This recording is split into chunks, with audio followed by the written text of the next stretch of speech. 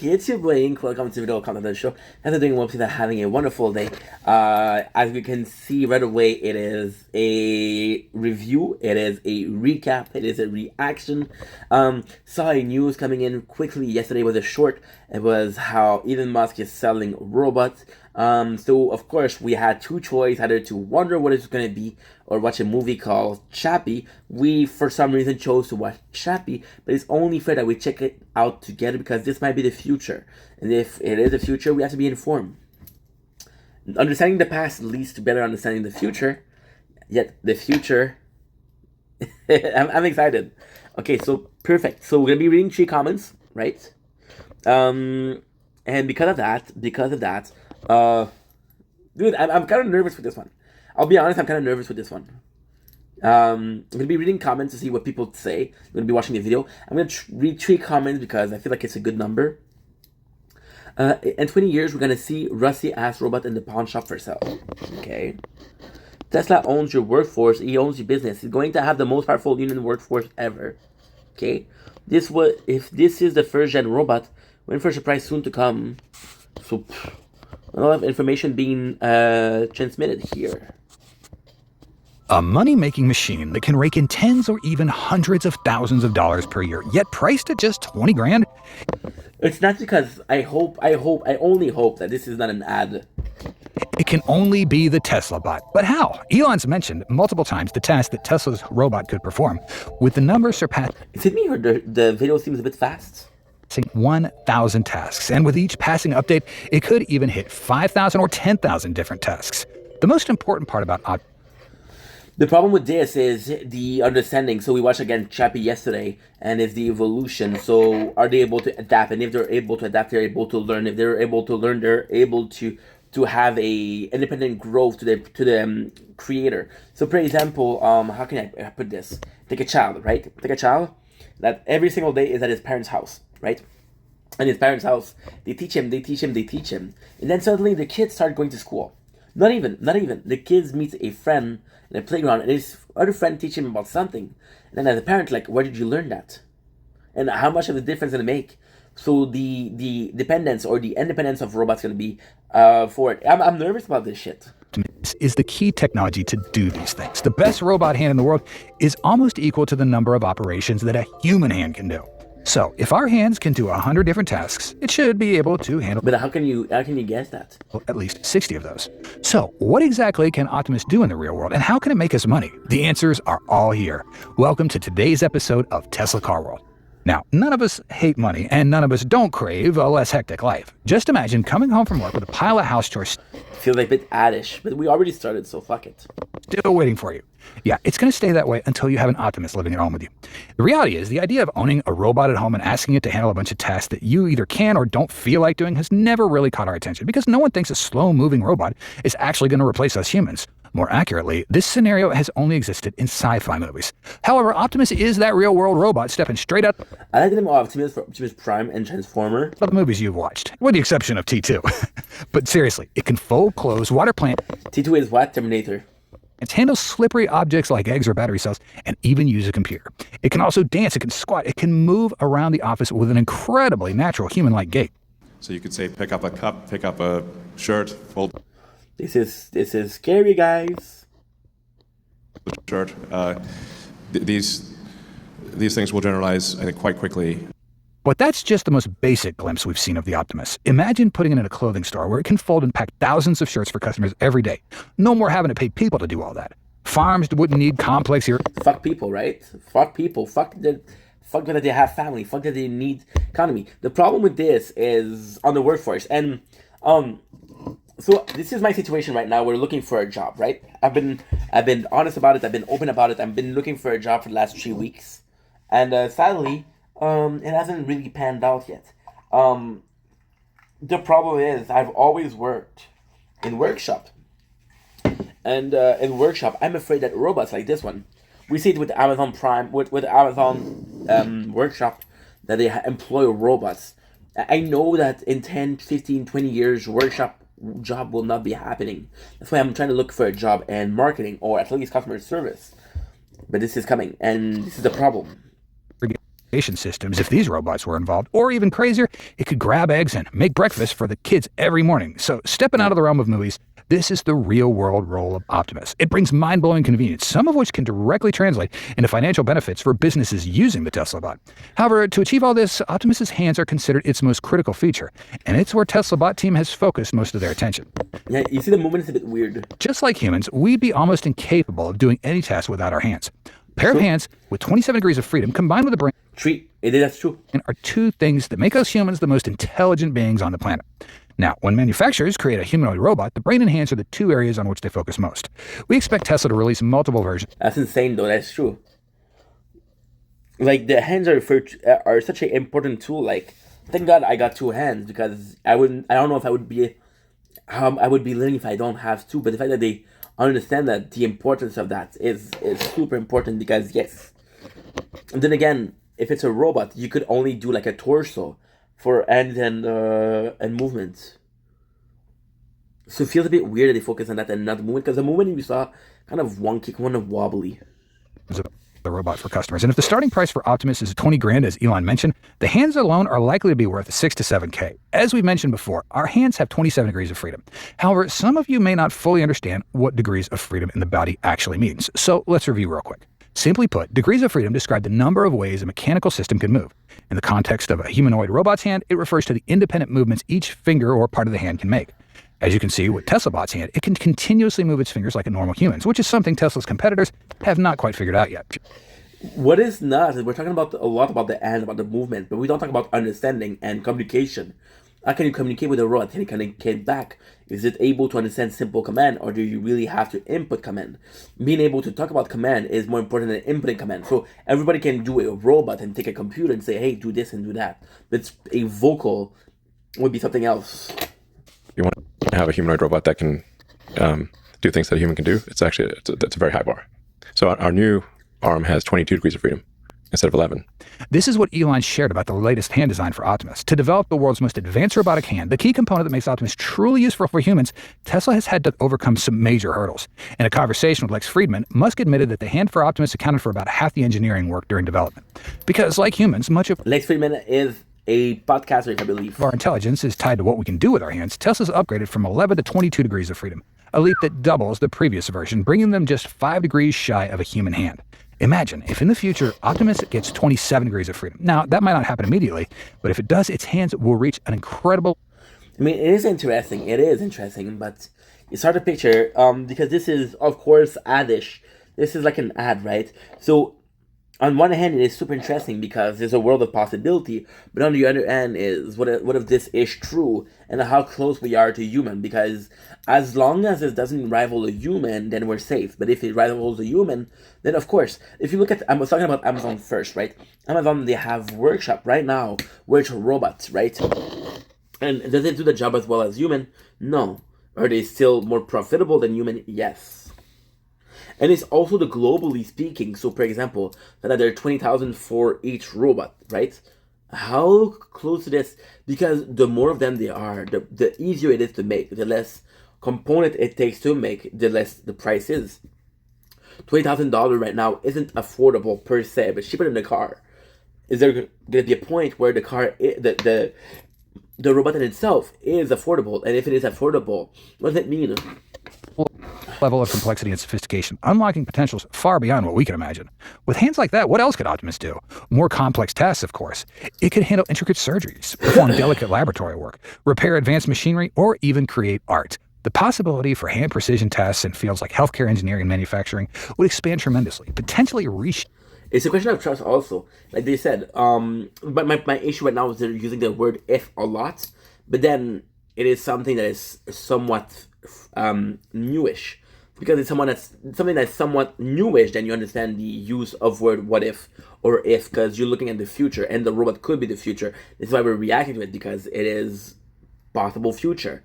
Like you see, there's this very quickly, there's this possible route, right, which is a psychological term, and you're standing here, right, and you make a decision or you make another decision, it takes you a different route, right, and when you go in a different route, this is going to be the end. So the butterfly effect, the snowball effect. With the future, there's a future, a clearly near future where a robot could be there. The if is how close are we, or how far are we, and are we taking that route, or are we taking the route of being able to do so? Now, what is kind of cool is that he mentioned that he could do a surgery. Now, I understand that it might be able to do a surgery. However, do people trust him to do a surgery? For example, I'm on the operation table, and they have a robot available. Am I still able to ask for a human? And if I'm able to ask for a human, how many people are comfortable using robots, right? And if you don't use robots, then your robots are never going to learn about that.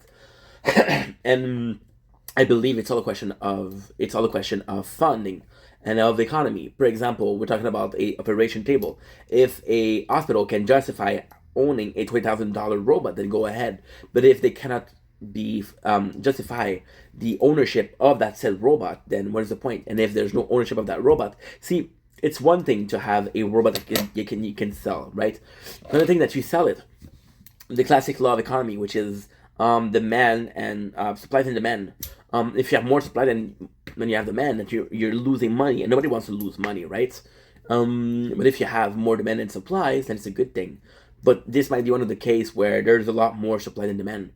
They don't talk about how many are going to be made, and if, for example, right, if a robot could be made, right, and for example, the cost of making the robot is going to be $10,000, $12,000, right? There's a profit of $8,000. And let's say you made 100 robots for the first test.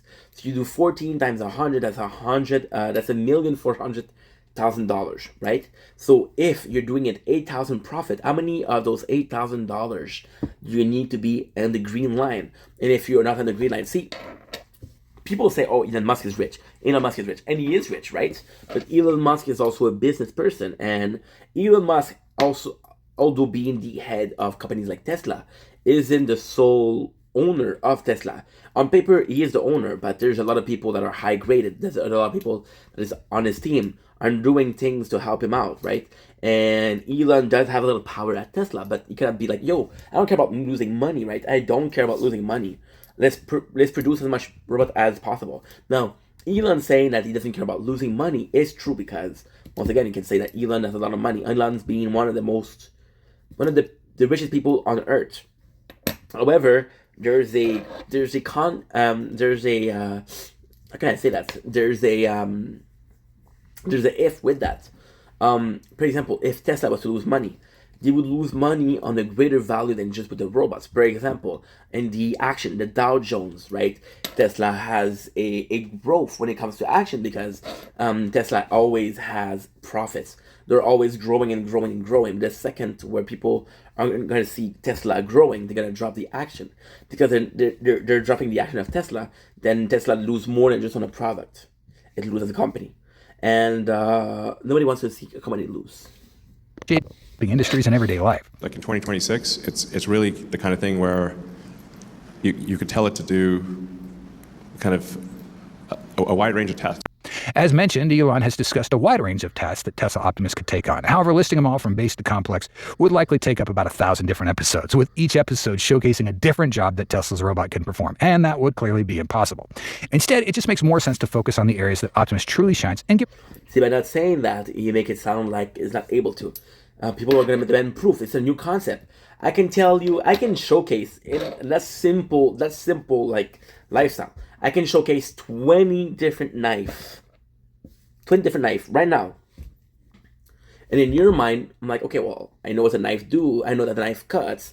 So there's 20 knives. There's 20 knives that cuts, right? If I demonstrate a robot and say, hey, it can do that and that and that, I got no other prior of a robot's working. I got no other prior of what a robot is than the understanding of what his product is supposed to do for me. The consumer is different. Then you cannot justify buying it, see? And I'm going to have to repeat myself, but it's all based on supply and demand. That's it. Practical applications that enhance human life and improve work efficiency across different fields, whether it's a homemaker, factory worker, personal assistant, store clerk, security guard, chef, even a teacher. The list goes on. Clearly, Optimus is not inferior to a human, and sometimes we got to acknowledge that AI integrated tasks into its software might even be smarter than us in certain areas. You need AI, you need to be the best. You cannot generalize intellect.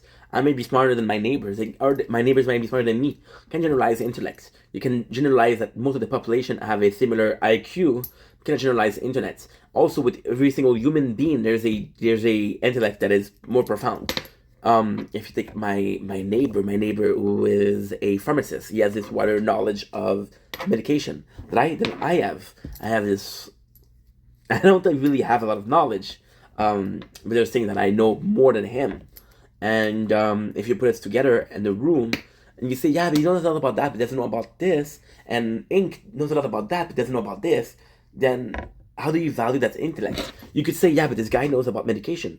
It's an important knowledge to have. So you're putting a value of knowledge. You cannot generalize knowledge at all. Like it's very simple. You take a person that is a salesman, and you take a person that is a doctor. You could say, oh well, the doctor is able to, he has a more important knowledge. But yeah, but the doctor doesn't know how to sell him. The doctor is able to do X, Y, Z task, but if he's not able to get you to buy the X, Y, Z task, what is that knowledge useful for? The salesman cannot do that knowledge. The salesman will rely on the knowledge of a doctor. So that's why you cannot generalize knowledge. Real-world AI, and Tesla's the best in real-world AI. Optimus is equipped with Tesla's artificial neural network and advanced computer vision systems. Thanks to Tesla's neural network, Optimus can learn and handle complex tasks just by observing for the first time, and it can relearn really quickly, as Musk said. It can watch a video of something like a person, and this is what I was talking about before. This is the understanding, the comprehension. This is the self. This is the non-dependable intuition of robots. So this is dangerous. This is scary and dangerous. Not in the fact that it could kill someone, but in the fact that you cannot really understand the growth of a robot. So, for example, right, if I don't teach you something, if I had a kid, right, and I don't teach that kid swears word, there's a reason for that. I don't want him to swear, right? Then he learned it somewhere else. Like, okay, well, he learned it. Also, the problem with this robot is, and I'm gonna go in the way of AI robots with Will Smith. And if those robots have a hive mind, so for example, a robot saw video X is able to establish action Y, if he's able to upload it to a Z server, then every single robot having access to that Z server don't have to go through X to execute Y, which is the action.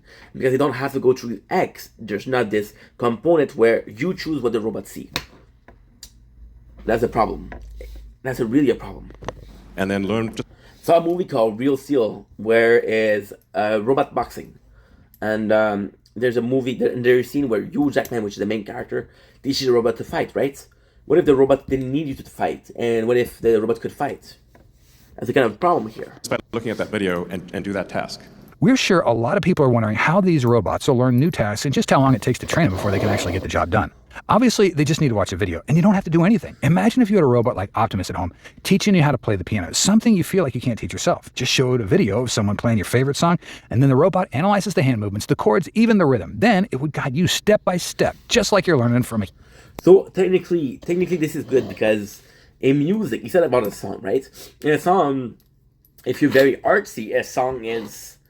Okay, if you're very artsy, a song is lyrics, a song is music, a song is the quality of the musician, how well does he play the piano, how well does he sing the song, right? But if you look at it from a analytic perspective, a piano is exactly that. A piano is a bunch of notes on a paper, notes that can be read, therefore ergo can be reproduced. The speed or the length of each and every single note can be proceed. So for example, right, I'm gonna take my neighbors again because that's the best example. My neighbor will play the note fa, right?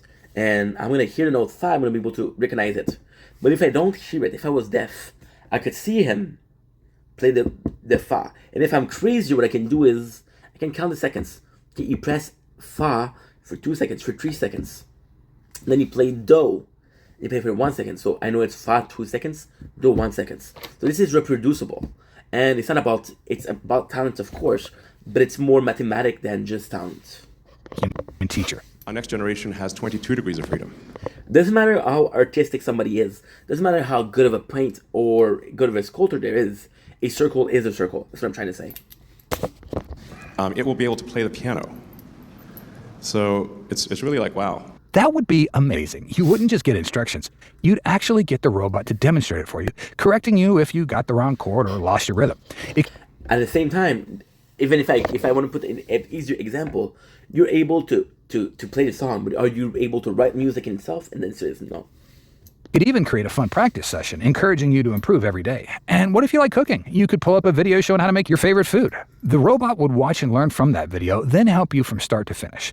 It will remind you to gather the ingredients, guide you step by step, and even adjust the recipe to suit your taste. Instead of fumbling through a cookbook or watching a long tutorial, you'd have a personal chef right in your house to assist you. Yeah, and those are the more complex tasks that Optimus can actually do with its hands.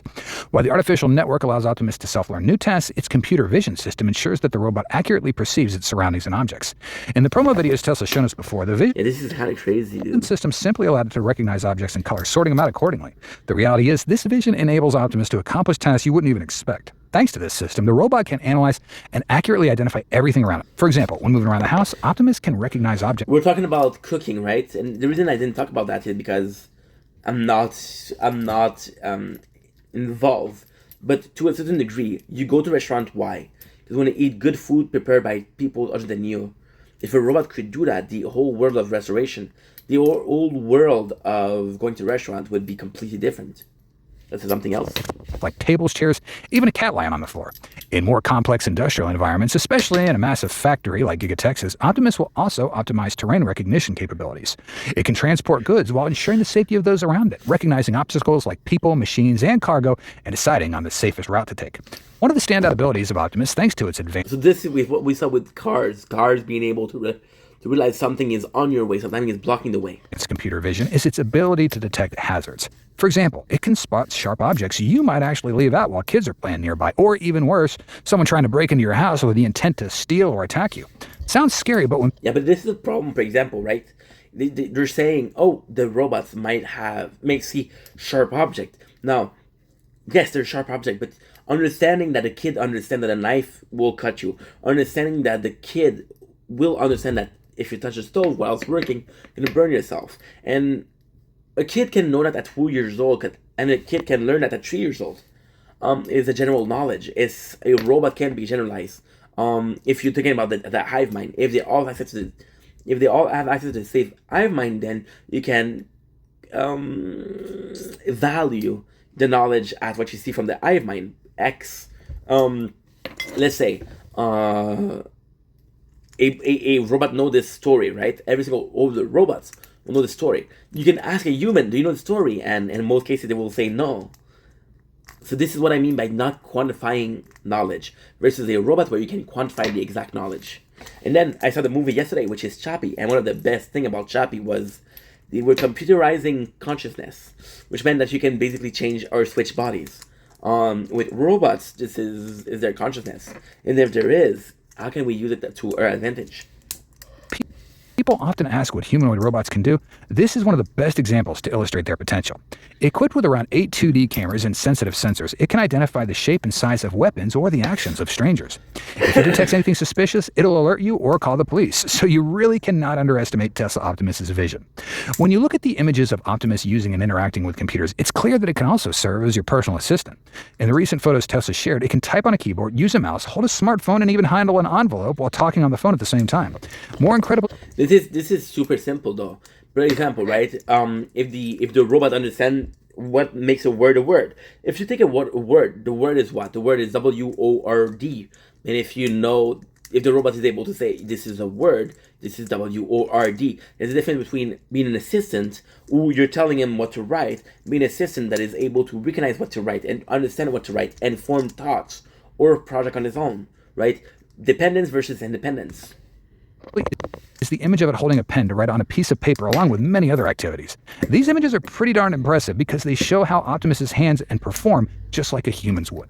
With these capabilities, Optimus could become a valuable office assistant, helping you manage daily tasks. For example, it could quickly and accurately respond to emails, contact partners to send necessary documents, and remind you about your work schedule. Optimus could even organize meetings by suggesting suitable times for everyone and noting down important points during discussions. With its impressive actions and flexible movements in an office environment, the idea of Optimus as an assistant does not seem that far-fetched. In fact, it's possible that one day it'll be standing next to you, helping you work much more efficiently and making more money. There are many other tasks. See, what he said that is very important. Working next to you, will he be able to work on his own, or you have to be there, and that is what's going to make the robots quote unquote dangerous or not dangerous. Optimus could take on, like educating kids or participating in EV production at Tesla, which Elon has already talked about. However, it's hard to go into detail since we still need to wait for its launch and final performance specs. There are about 5 more updates that Elon announced for the Optimus Gen 3 version. In addition to its hands, Optimus will feature a new design using lighter materials to reduce the robot's weight. This design will include new features like LED lights and a display on its face to show work progress and status. Another upgrade will be movement speed. Right now, Optimus goes at a speed of about 0.6 meters a second, which is kind of slow, but Tesla plans to boost that from 2 to 3 meters a second. This upgrade will require movements in hardware components like and then you have to understand, like, for example, with the movement, what is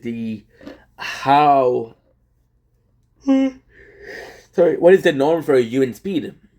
And we can make for the human speed, that's a problem, because the human speed, if you have a norm, right, most people will run, let's say example, like kilometers an hour. That's an example. If you have athlete, then they can run 2 kilometers an hour.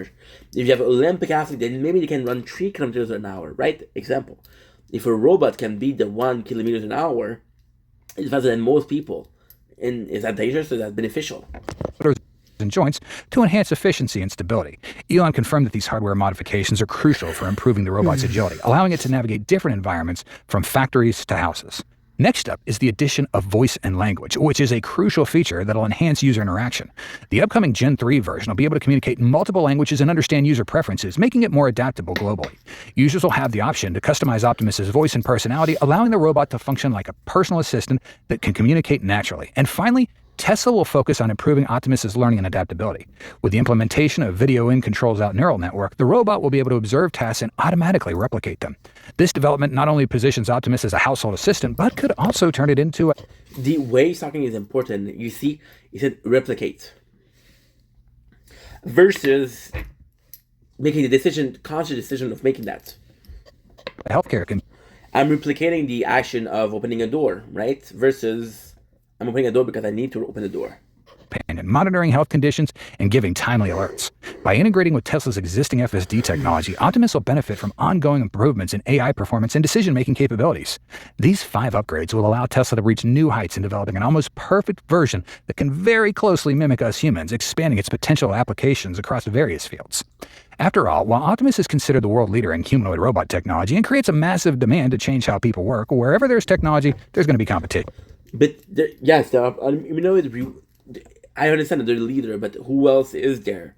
There's no competition. And when it comes to tech, China's right there with it. So if you pay attention, you'll probably notice that since Tesla created a buzz with Optimus by launching Gen 2 versions late last year, a host of other robot companies out of China have suddenly come up out of nowhere. And when China focuses on something, it tends to become a trend because they'll likely flood the market with it. So robots are definitely what they're targeting.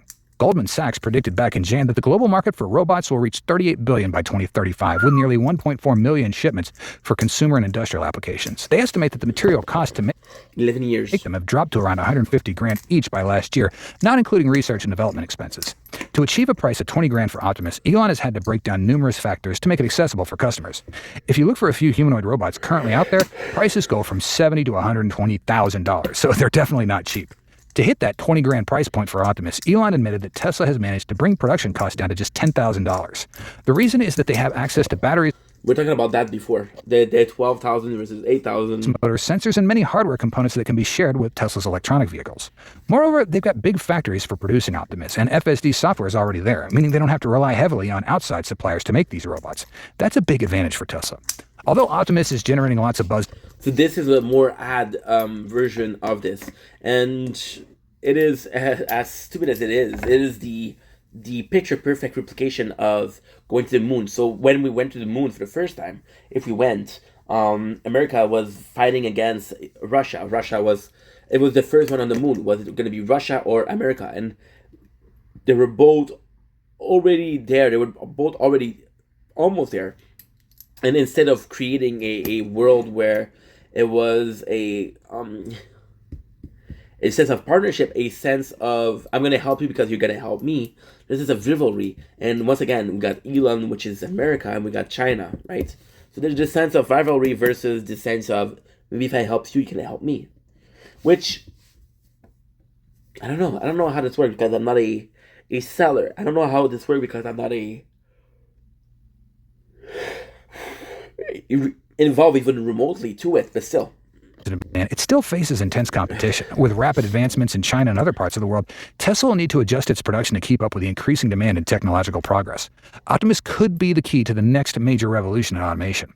From impressive developments in robotics like Boston Dynamics' Atlas to Tesla's Optimus robot, we're seeing major advancements in robotics and AI. However, while these advancements promise to open up new opportunities, manufacturing and deploying them in real-world environments still present some challenges. Optimizing the physical processing capabilities of robots, along with their interaction with surrounding environments, is essential to realizing the vision of a world where robots can take on a wide range of diverse and complex tasks. While current robots mainly operate in controlled environments like factories and warehouses, their future will depend on the researchers' ability to develop not just software, but also hardware. As analysts have pointed out, to achieve general... It is interesting in the fact that, okay, we're able to do this now. How far can we go? Because yes, as a consumer, how far can they go?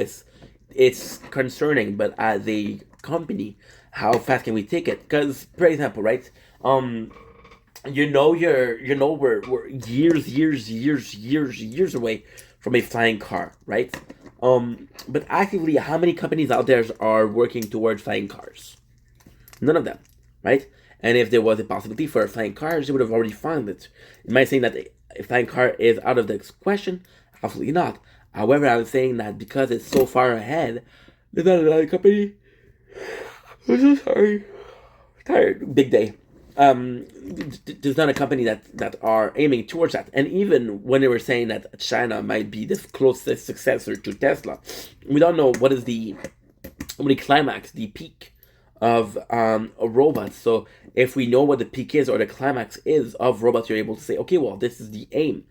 Not being able to say what is the aim of said company versus said company, like, okay, well, are we further from destination? Are we closer to destination? And if we're further from destination, there's a lot of money that can be put there. If we're closer, then a lot of the investor will take away. Now, why is that important? Is because, like everything in the world, knowledge needs founding. Right? And if you're in a position where the project seems light years away, should I keep founding? Should I keep founding? I was talking about flying cars. How many people put money towards flying cars? A lot of people.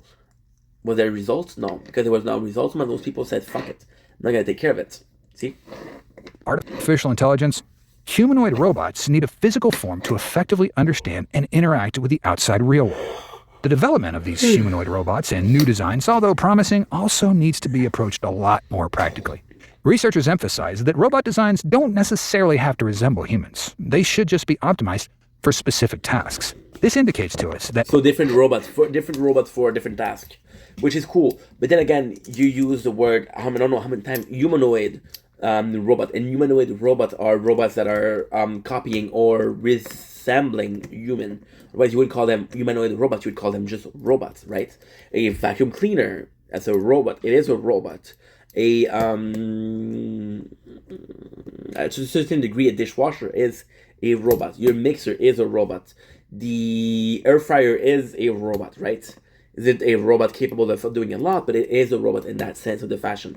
Having different robots for different tasks is the intent purpose. However, it's quite diminutive because I have a robot, right? And I have a robot to clean.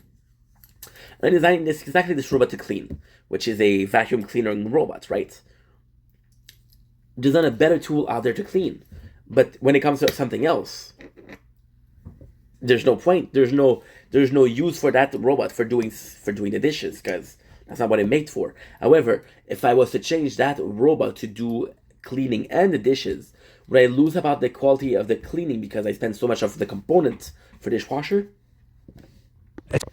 technology continues to evolve, finding the optimal design for each type of robot will be key to realizing their potential in our everyday lives. So, we want to ask you, the viewer watching this video, what features do you think are more important for Tesla robots to meet your needs? And what are you most looking forward to in the next version of Optimus? Thank you so much for watching our video. If you found the content helpful and want to explore more exciting info about Tesla's electronic vehicles, don't forget to hit the like button and be sure you share this video with your friends. Also, make sure you're subscribed to Tesla Car World and turn on those notifications so you'll never miss out on our videos. We update them every day, sometimes twice a day for you.